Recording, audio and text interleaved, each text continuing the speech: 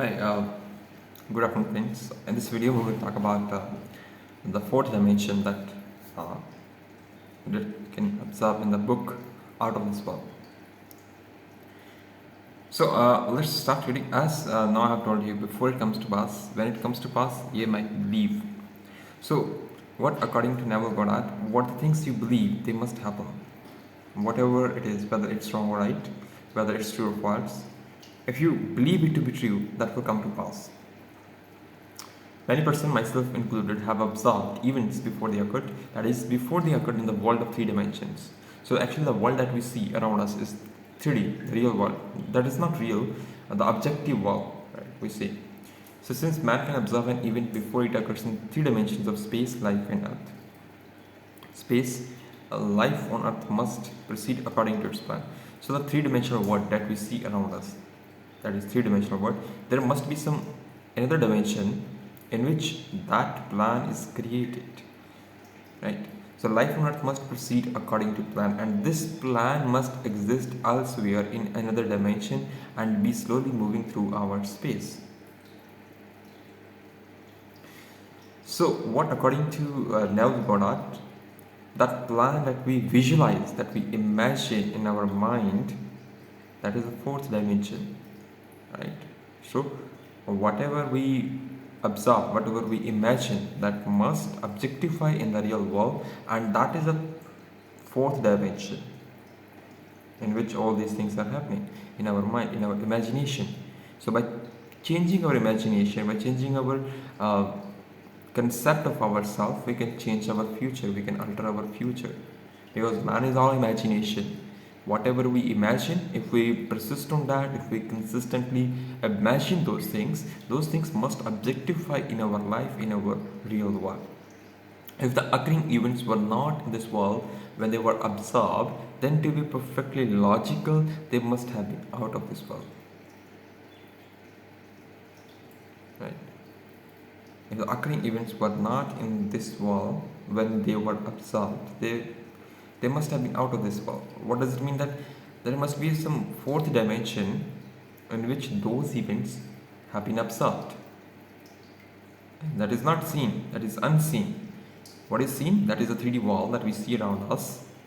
That is not the reality. The reality is our imagination, what goes into our mind, that is the imagination.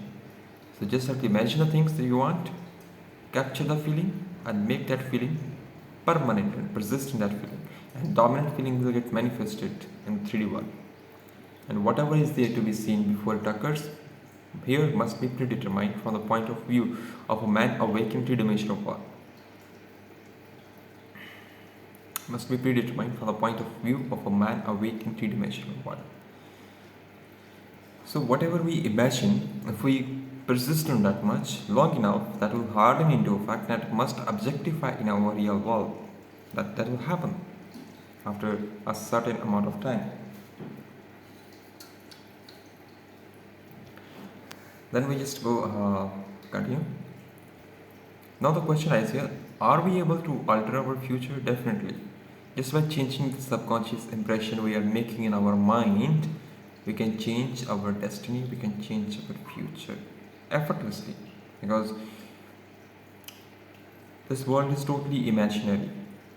This world is totally mental. I mean, the subconscious impressions we are making in our mind, those are what is getting this world. This world is nothing, just imagination. The most remarkable feature of man's future is flexibility. It is determined by his attitude rather than his act. So, what according to Neville Goddard, action hardly matters. Action doesn't matter, or maybe hardly matters. What matters is attitude toward a particular thing, I mean particular solution, particular problem. That is what matters. Action is what matters. Because I have seen so many people struggling too much in their life, but still not getting enough of their hard work or whatever they are giving. So here comes that point that action doesn't matter. What matters is the attitude or your assumption or intention behind that action. The cornerstone on which all the things are based is man's concept of himself. He acts as does and his experience that he does, because his concept of himself is what is, and for no other reason had he be a different concept of himself, he would act differently.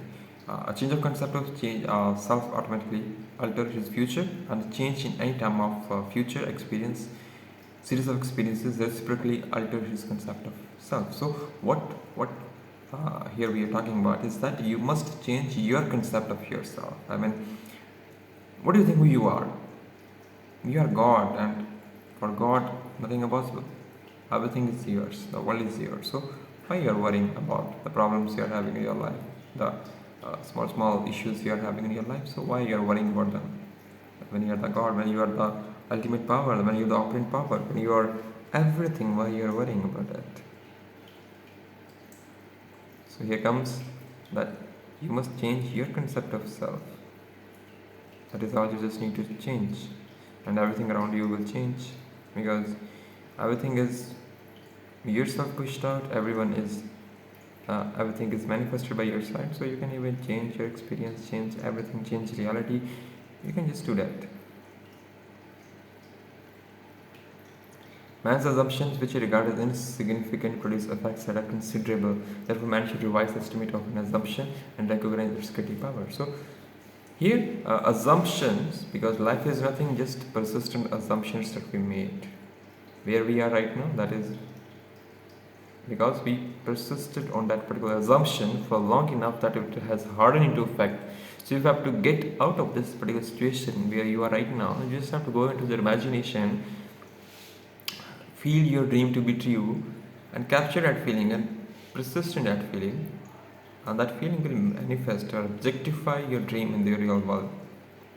This way you have to do, right? Then you will be inspired to take action, and that action would have been inspired action. So that's enough for today's video. Tomorrow we will talk about the next topics that we have, right? So see you guys. If you like this video, like, share and subscribe. If you need a coaching, you can just go down under the description. You can find my Skype link or Zoom link, and you can just connect with me individually. See you. Bye.